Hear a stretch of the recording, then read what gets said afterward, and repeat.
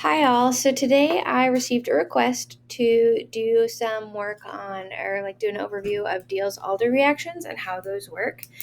So I'm going to do an overview of what the reaction is. Sorry if you can hear my washer and dryer in the background. That's life in a small apartment, Let me make sure this is nice and focused. I'm going to do an overview of what the reaction is. I'm going to talk about how to work those reactions, and especially when there's substitutions, how I approach that. And I'm going to talk about what happens when there's, I guess this is kind of a subset, rings and bridges as well. And then I want to talk about electron withdrawing groups and electron donating groups and what that even really means and how they can affect a Diels-Alder reaction. And then last but not least, I'm going to talk about how I approach retrosynthesis with these problems. So this is kind of the overview of what I plan to do for this chapter, or this topic. So first of all, Diels-Alder reactions they're actually pretty cool. I think it's the first time you've seen a carbon-carbon bond formed from just other carbon bonds. So they're kind of weird and different, and I like it. And actually, they're defined by having a diene, which means two enes, right? Diene is two enes, and ene is double bond. So this is a diene because it has two enes or two double bonds. That's how I remember it. And then this over here is the diene of file. So this is a two ene lover. File means lover, like the file means book lover. So if this is something that's looking for double bonds or a diene, I guess something with two double bonds. So we've got our diene and our dienophile. And the diene is what's driving this reaction. It's electron rich, and it's going to attack here. And then this is going to attack here, and this will attack here. So these kind of happen all at once to make this structure. So the two electrons in this bond move over here to make a double bond right there, because you can't have too many bonds to this carbon when the new bond forms. These two double bonds move to make a bond right here, and then these electrons move to make a bond right here. Another way that sometimes the electrons are drawn for this, the electron arrows or whatever the movement, is like this. The extra two electrons here move to make this bond, two electrons here move to make this bond, and two electrons here move to make this bond. Technically, I think both of these are represented in your book, so either one of them is appropriate. And actually, just to make it a little bit clearer, I'm going to do this. I'm going to make them in different colors. So I'll use this pink marker here. I'll use pink, blue, and green. So hopefully you can see all those. That is barely green. Okay, well, it's fine. So this is where the reaction really drives from, is the two electrons that make up this blue bond, the second bond, will come and form a bond right here between these two carbons. The ones that make up this green bond will come and form a bond right here between these two carbons. And these pink electrons will come, whatever, the ones I've represented as pink will come and make a bond right here. So the new thing that forms is always a six-membered ring. And the pink electrons end up right here. I guess I should have drawn the blue electrons, make that bond right there, and the green, let me redraw this. So the blue electrons make this bond. The green electrons have made that bond. These colors are kind of hard to see, sadly. And the pink electrons have made this bond, if that helps you kind of track the mechanism at all. So whenever I'm doing Diels-Alder practice problems, what I always do is I find this base unit of the diene and the dienophile, and I say, okay, this is carbon 1, 2, 3, 4. It doesn't really matter what other substituents I have for diene reactions to keep track of the carbons.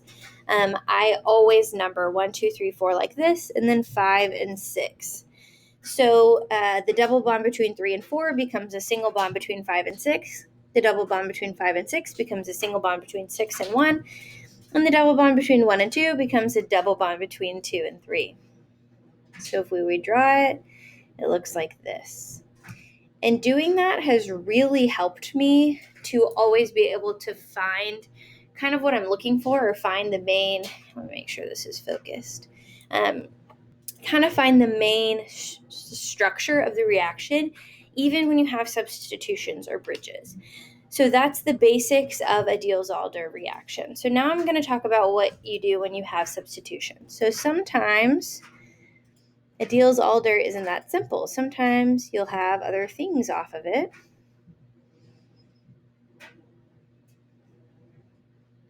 So let's say you have something that looks like this. This can make it a lot more confusing, right?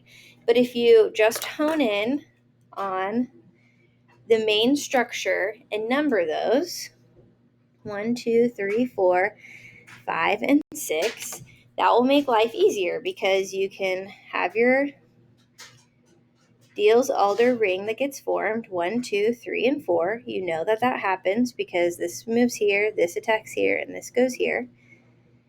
5 and 6. And then I look at whatever substituents I have. So like on 3, there was a carbon chain. I made that one too long. And on carbon 1, there was a carbon chain. On 6, there is a ketone, and on 5, there is a cyano group. So, and sometimes if you have like di substitute, it's not symmetrical like this, whether this attaches this way or flipped, we're not going to get into that right now, but this is the basics of how I just keep track of even a really complicated substituted ring. I can still find the basic components of my diels-alder, and it makes this basic ring, and then I go back in and find my substituents. So I'm going to do another one.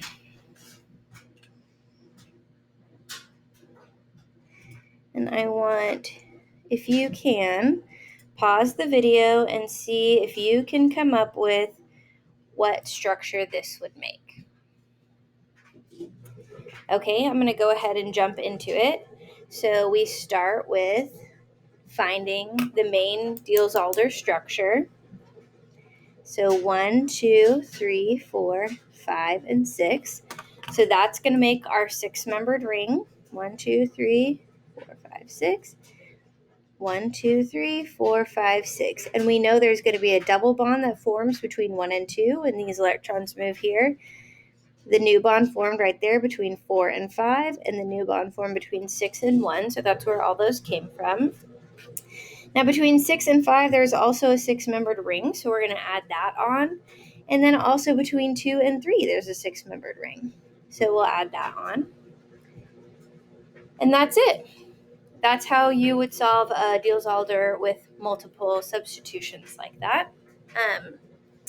Sometimes it's a little bit more complicated, and actually you start out with your diels-alder being fixed in a ring position.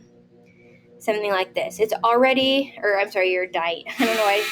Sorry, there goes my very loud dryer.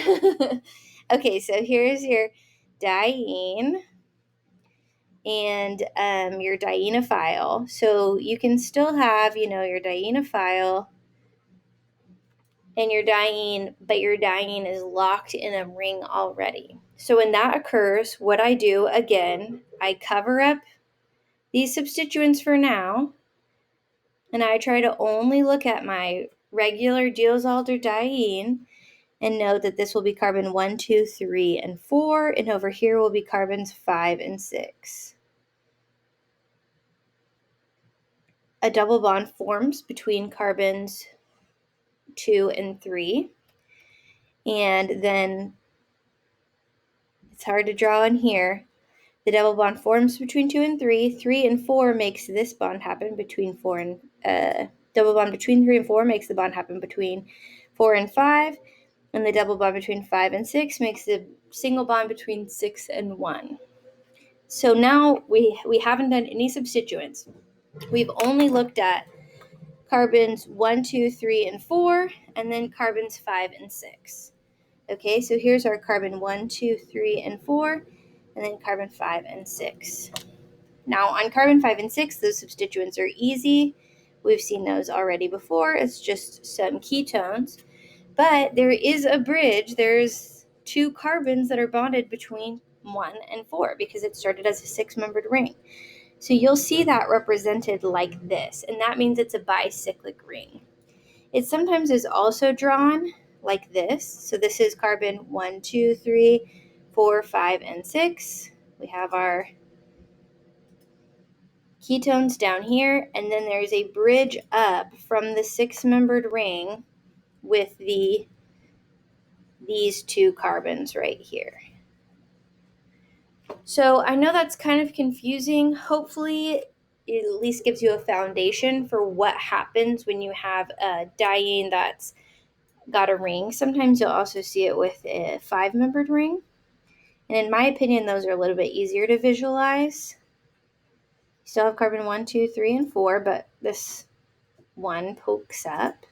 And then 5 and 6. So you still get your 6-membered ring. So you have your 6-membered ring here. These electrons moved to make a double bond between 2 and 3. The electrons between 3 and 4 moved over to make a bond between 4 and 5. And these moved to make a bond between 6 and 1. So this is carbon 1, 2, 3, 4, 5, and 6. 5 and 6 each have a ketone off of them. And then, sorry, that should be connected. And then between carbon 1 and 4, there's a bridge. Oh, that whole time I was off camera. That's so annoying. I'm sorry. I have an old document camera that is very hard to get everything in the picture and still be zoomed in. So I need to update my technology. But the basic idea is 1, 2, 3, and 4 make this up still. 5 and 6 make up over here. And then you have this carbon 5 that pokes up, and this carbon 5 pokes up. So you can see it like that. Or if I draw the more 3D version, this is carbon 5. 1, 2, 3, 4. There's a double bond between 2 and 3. And there you go. So far we talked about what the overall reaction is for a diels alder. Make sure this is in focus. We've talked about what the overall reaction is. We've talked about how to work those with substitutions and rings and bridges. And now let's talk about electron withdrawing groups and electron donating groups.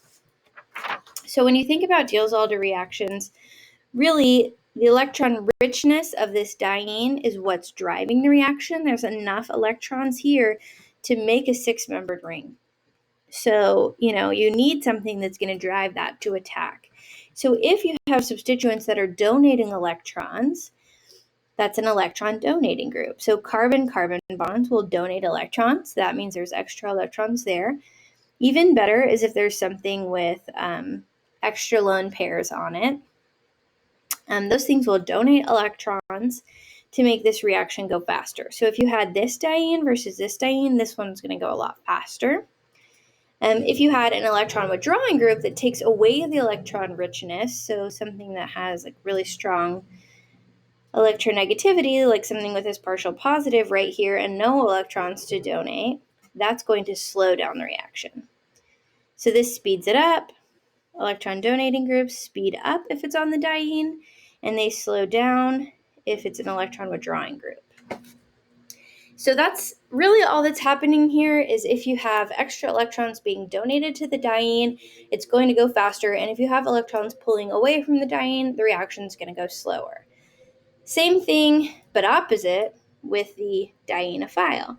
The dienophile needs to be electron poor so that this can attack, right? That's all that OChem is areas of high electron density attacking areas of low electron density. So the reaction will go faster if the dienophile loses some of its electron density, and that will happen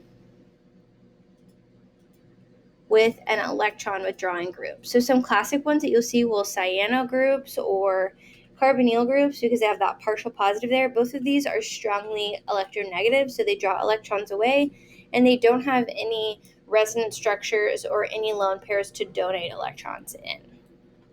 So this is a very brief overview of electron withdrawing groups and electron donating groups, but this comes into play a lot in chapter, I think it must be chapter 14 and 15 with electrophilic aromatic substitution.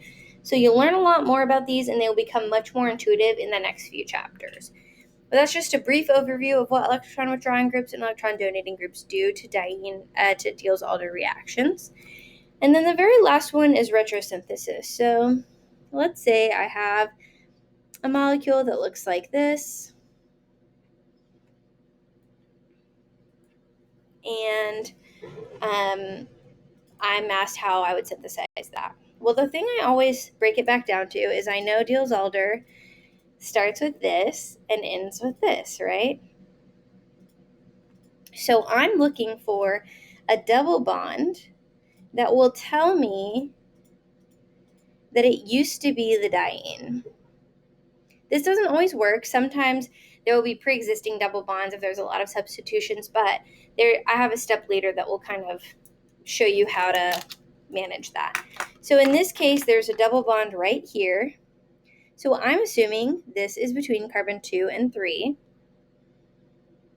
So this must be carbon 1 and 4, and this must be carbon 5 and 6. So the new bonds must have been formed here and here. So I can reverse that and say, then this must have been my diene, which must be there is a double bond between 1 and 2 and a double bond between 3 and 4. And then if 5 and 6 are my dienophile, then that must be my double bond. And then I go check my substituents. There's a methyl group on each one of these, so this must be where I started. So that's always my process to break it down, but then I check and I just do the electrons forward. This is 5 and 6. And see, does this seem like it matches? So I basically do the forward reaction that I just reversed. This is 1, 2, 3, 4, 5, and 6. And then there's a substituent on 1 and 4. So that looks right to me. So that I always check it, and that's helped because sometimes there's a practice problem. There's a practice problem that looked like this. How exactly did it look? I think it had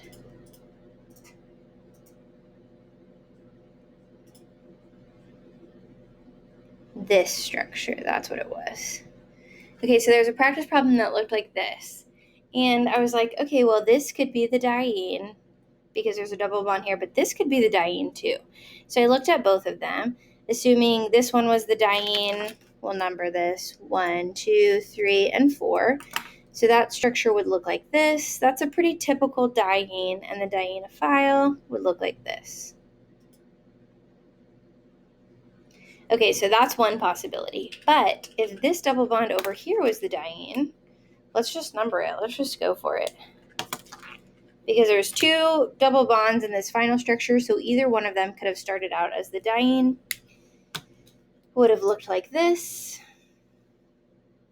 But then we have these carbonyl bonds.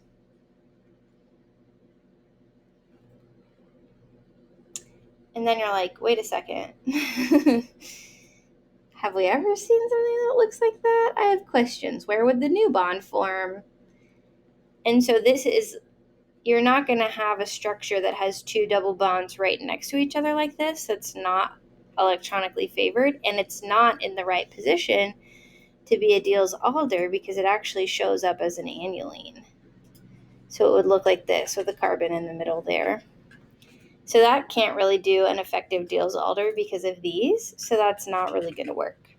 The other thing is these carbonyl groups are good electron withdrawing groups. So if these are good electron withdrawing groups, then this would be the better diene and this would be the better dienophile.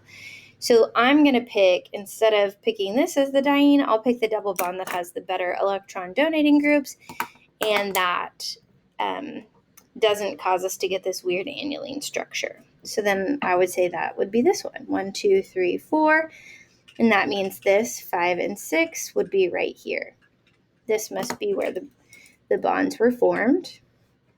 So this looks like what my diene and dienophile must have been like, but I will draw it forward just to make sure. So this is my 1, 2, 3, 4, 5, 6. So a new bond would form between 1 and 2. 3 and 4 becomes 4 and 5, 5 and 6. Okay, so that all looks right. And then this other double bond over here is not touched, and this is a good electron withdrawing group, so I think that that would be my right answer. So that's kind of how I approach retrosynthesis. And with electron withdrawing groups and electron donating groups, you want to make sure that when you do retrosynthesis, you're not putting a really slow electron withdrawing group or something on your diene. So check for that. So there's one thing that I just realized that I missed, and that's talking about stereochemistry and diels-alder reactions. So stereochemistry in diels-alder is actually retained. So I want to talk, before I talk about this, I want to talk about cis-trans bonds in general. So this is a cis bond. This is a trans bond, right? But if you have them in rings, the same thing would be if both of them are wedges and pointing towards you, that's cis.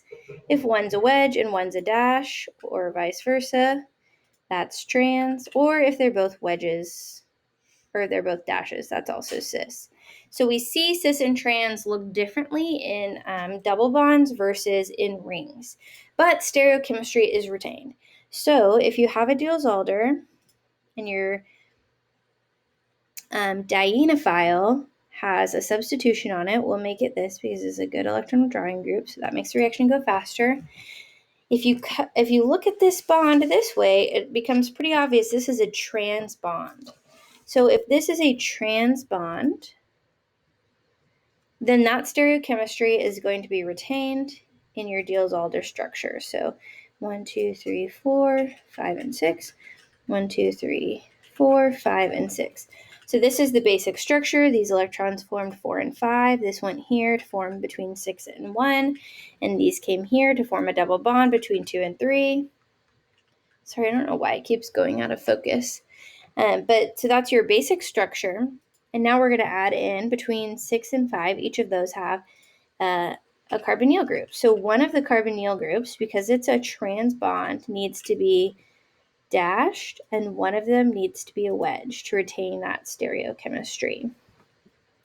And you'll see the same thing in your dienophile. If you have a cis bond and a trans bond, or if you have two the same, I want you to pause and tell me what you think these two would make if you reacted it like this. So here's our basic 1, 2, 3, 4, 5, and 6. Between 2 and 3 bond forms. And there's no substituents on 5 and 6, but on 1, there's a cis double bond. See that? If you cover up the other side, this is cis. If you cover up this side, that one's trans. So they must be opposite of each other. And on this side, right here, these would be the same. They're facing the same direction, so those would be the same. Okay, so that's just a quick overview on diels-alder reactions. I hope that was helpful for you. If you have any questions, please reach out and let me know, and I'll try to get those videos made for you. Happy studying!